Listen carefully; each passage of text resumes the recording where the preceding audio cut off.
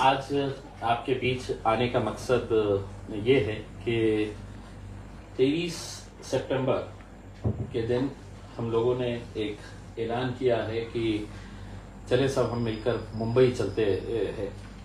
बहुत सारे लोगों ने सवाल किया कि क्यों जाना है, कैसे जाना है, कब जाना है करके। तो मैं कुछ बेसिक जानकारियां आपको देना चाहता हूं। क्यों जाना है, इसका मकसद ये है कि आज महाराष्ट्र के अंदर जो हालात है, जिस तरीके का जाति धर्म का एक नंगा नाच खेला जा रहा है, उसे देखते हुए कहीं ना कहीं ऐसा लग रहा है कि कानून अंधा है। हमने सुना था, लेकिन अब देख भी रहे हैं। हमारी कोई पैरवी, हमारी कोई आवाज़ न हुकूमत सुनने तैयार है, न पुलिस कार्रवाई करने के लिए तैयार है।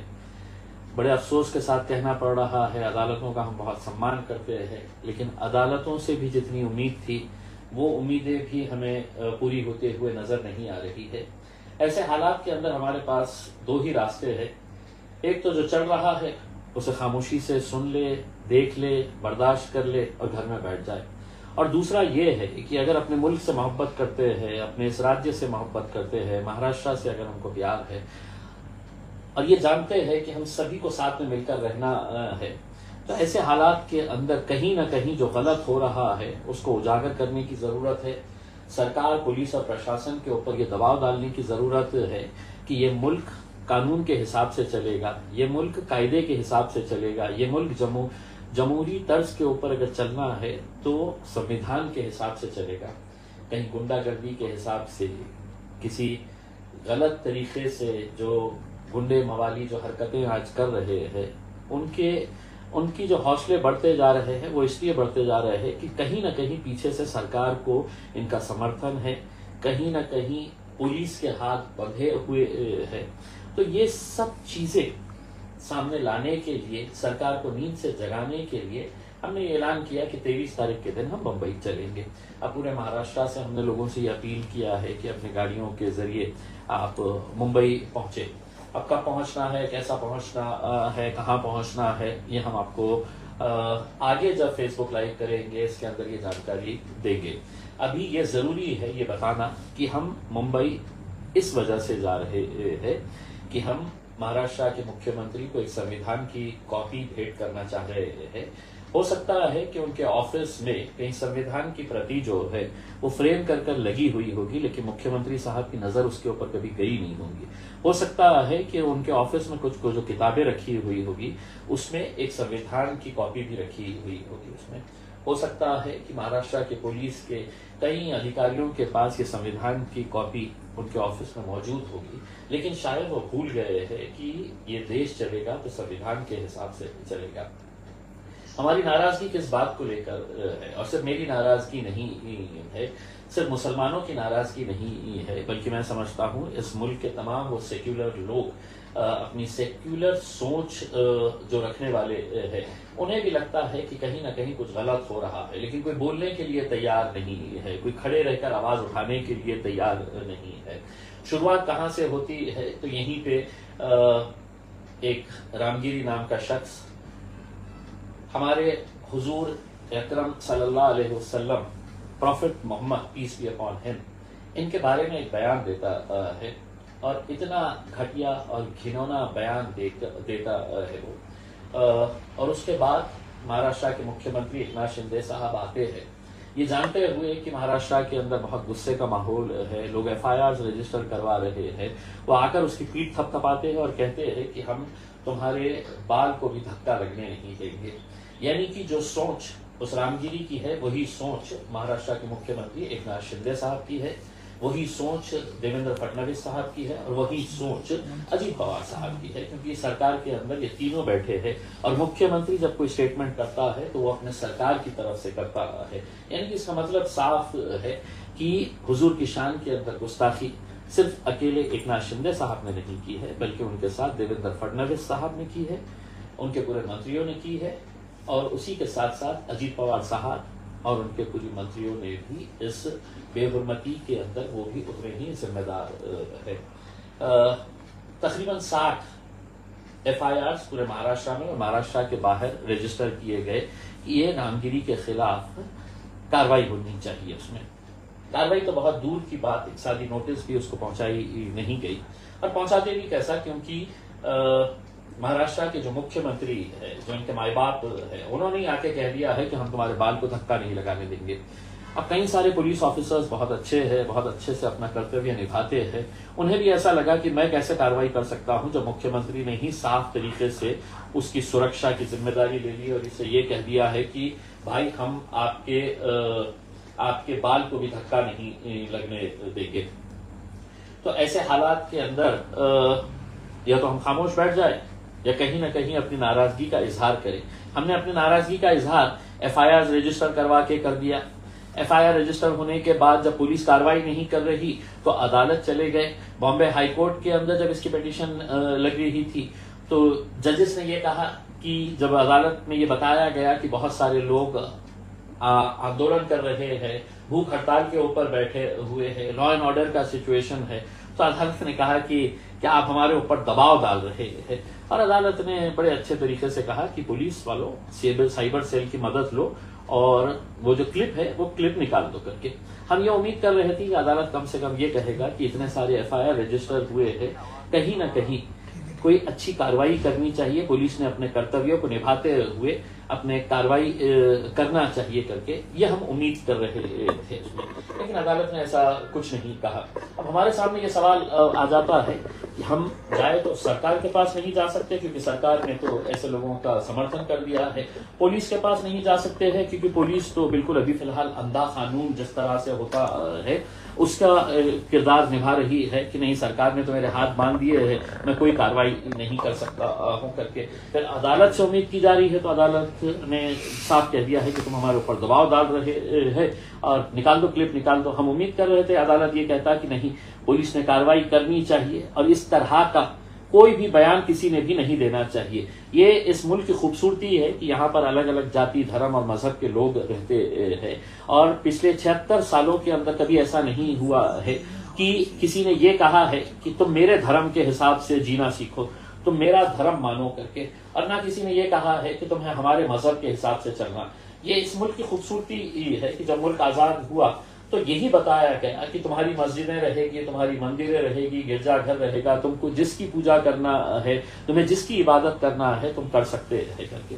लेकिन ऐसा कभी नहीं हुआ है कि जहां पर आप एक मजहब के बारे में कहेंगे कि नहीं ये मजहब बहुत खराब है, ये घटिया है करके। ये अगर शुरू हो गया तो शायद इसका कोई अंत नहीं रहेगा।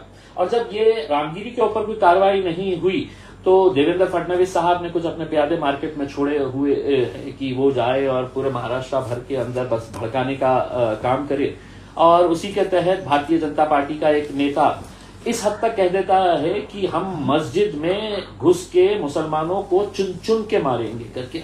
कोई कार्रवाई नहीं, कोई अरेस्ट नहीं होता है इसमें। आप क्या तस्वर कर सकते हैं कि यही स्टेटमेंट अगर इम्तियाज जलील की जबान से अगर निकलता तो क्या पुलिस खामोश रहती? लेकिन इम्तियाज जलील कभी इस तरह का बयान देता ही नहीं क्योंकि मेरी तहजीब मेरी संस्कृति मुझे इजाजत नहीं देती, और इससे बढ़कर यह है कि मेरा मजहब मुझे इस चीज की इजाजत नहीं देता है कि आप किसी दूसरे धर्म के धार्मिक स्थानों के बारे में या किसी दूसरे धर्म के बेहुरमती करे करके। उसमें ये मेरा मजहब इजाजत नहीं देता है करके। हमने बहुत इंतजार किए और इंतजार करने के बाद हमें अब ऐसा लगा कि कुछ नहीं हो रहा है, बल्कि बड़े बड़े नेता हमें देखकर हंस रहे हैं और हमें नाक चढ़ा रहे हैं कि क्या हुआ है कि 60 FIR रजिस्टर होने के बावजूद भी कोई कार्रवाई नहीं हुई है करके। तो इसका कोई अंत नहीं होगा। और जब एक नेता ही ऐसा कह रहा है तो उसको मानने वाले उसके जो प्यादे होते हैं उनकी हिम्मत कितनी बुलंद होने वाली है कि हो सकता है कि कोई सड़क चलता हुआ लड़का जो है वो किसी के धर्म के बारे में, किसी के नबियों के बारे में, किसी के देवी देवताओं के बारे में इसी तरह का बयान करेगा और उस वक्त वो यही कहेगा कि उस वक्त क्यों नहीं कार्रवाई की गई थी, तो मेरे ऊपर कार्रवाई क्यों की जा रही है करके। तो इसका कोई एंड नहीं रहेगा। ऐसे हालात के अंदर हमने फैसला किया है कि हम अपनी नाराजगी जताने के लिए, हुकूमत को बताने के लिए कि आपको अपना कर्तव्य याद दिलाना है हमें, तो इस वजह से हम 23 तारीख के दिन निकलने का फैसला किए हैं। अलग अलग शहरों से लोग अपने तौर के ऊपर गाड़ियों में निकले मुंबई की तरफ, कौन सा रूट रहेगा, कहां से आना है, ये हम आपको जानकारी देंगे। आप सबसे ये अपील करते हैं हर गाड़ी के ऊपर तिरंगा रहना चाहिए, ताकि हम एक पैगाम दे सके कि ये मुल्क जितना तुम्हारा है उतना ही हमारा ही है। तो वो तिरंगा लहराते हुए अपने गाड़ियों के अंदर 23 तारीख के दिन हमको मुंबई की तरफ निकलना है। बहुत सारे लोग इस कोशिश में लगे हुए हैं कि ये रैली निकलना नहीं चाहिए, बहुत सारे लोग दबाव डाल रहे हैं। अब सवाल ये पैदा होता है, या तो हमने खामोश बैठ के सब बर्दाश्त कर ले, या कहीं न कहीं जमहूरी तर्ज के ऊपर डेमोक्रेटिक वे में हम अपनी नाराजगी का इजहार करें। और वो इख्तियार मुझे उसी संविधान ने दिया है जिस संविधान के तहत मैं ये मुल्क और ये राज्य चलाना चाहते हैं करके। तो हम कोई हुल्लड़बाजी नहीं करने वाले हैं, कोई हंगामा नहीं करने वाले हैं, कोई इस तरह का भड़काऊ भाषण नहीं करने वाले हैं, कोई हम ऐसा माहौल नहीं खराब करने वाले हैं। एक शांतिपूर्ण तरीके से हम कम ये दिखा रहे हैं कि इतने सारे लोगों ने जो एफआईआर रजिस्टर की है, अगर उसके ऊपर कार्रवाई नहीं हो रही है तो हम कहीं न कहीं आके सरकार से कुछ सवाल करना चाहते हैं। हमने एक लेटर महाराष्ट्र के डीजी को भेजा है और उसके अंदर एक मांग की है, और वो मांग ये है कि एक ऐसा कानून इस राज्य के अंदर बनना चाहिए कि जहां पर कोई भी जाति का, कोई भी धर्म का, कोई भी मजहब का अगर कोई गलत इस्तेमाल करता है अपने जबान के जरिए, किसी दूसरे धर्म की आलोचना करता है, उसकी बुराई करता है, उनके देवी देवताओं के बारे में गलत शब्दों का इस्तेमाल करता है, सोशल मीडिया के ऊपर अगर वो गलत तरीके से कोई पोस्ट करता है, या अपने भाषणों के अंदर किसी मजहब को टारगेट करता है, उनके नबियों को टारगेट करता है, हमारे हुजूर अकरम सल्लल्लाहु अलैहि वसल्लम को अगर टारगेट करता है, तो एक कायदा होना चाहिए। क्योंकि आज जिस तरीके से नफरतों का बाजार गर्म कर दिया गया है, जाति धर्म और मजहब की जो दीवारें बड़ी बड़ी खड़ी कर दी गई है सिर्फ राजनीतिक फायदा उठाने के लिए, वो दीवारें गिरनी चाहिए। तो ये कानून बहुत सख्त जरूरत है, हमने ये मांग की है। हम सरकार को भी उस दिन जो मेमोरेंडम देने वाले हैं उसमें ये मांग करने वाले हैं कि ये कानून महाराष्ट्र के अंदर ही नहीं पूरे देश भर में लागू होना चाहिए करके। तो मैं तमाम लोगों से, नौजवानों से, बुजुर्गों से ये अपील करना चाहूंगा कि 23 तारीख के दिन आपको हमारा साथ देना है, हम सब साथ में मिलकर जाएंगे।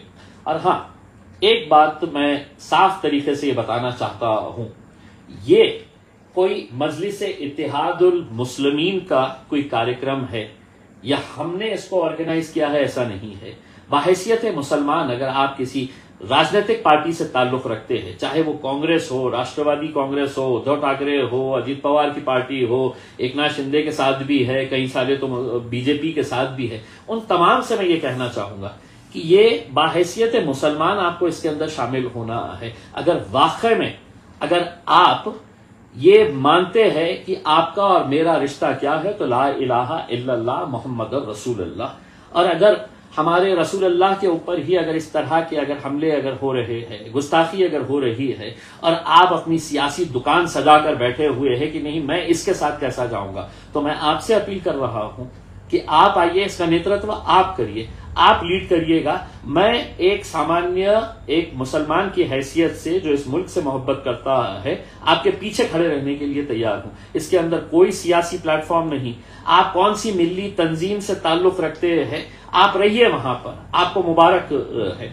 आप किस जमात से ताल्लुक रखते हैं हमें कोई मतलब नहीं है, आप रहिए वहां पर, हमें कोई एतराज नहीं है। लेकिन कभी ना कभी, कहीं ना कहीं आपको एक प्लेटफॉर्म के ऊपर आने की जरूरत है, और वही जरूरत को हम भापते हुए हमने 23 सितंबर का ये चलो मुंबई का नारा दिए है। मुझे यकीन है कि आप लोग इसके अंदर आएंगे। आगे जैसे जैसे जो भी डेवलपमेंट्स होने वाला है, हम उसकी जानकारी आपको लगातार देते रहेंगे। कई सारे लोग मुझे महाराष्ट्र से फोन करते हैं और ये पूछते हैं कब निकलना है, कहां से आना है, कितने बजे आना है।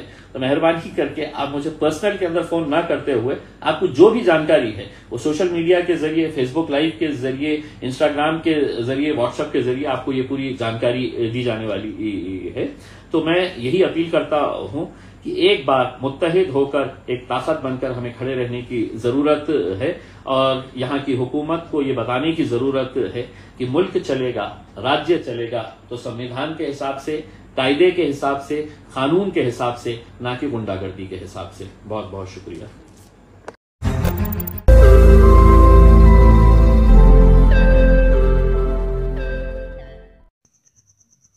रोज़ नई खबरों को देखने के लिए हमारे औरंगाबाद समाचार चैनल को सब्सक्राइब कीजिए और नोटिफिकेशन पाने के लिए हमारे बेल आइकन को दबाइए ताकि हर खबर की नोटिफिकेशन आपको मिलती रहे।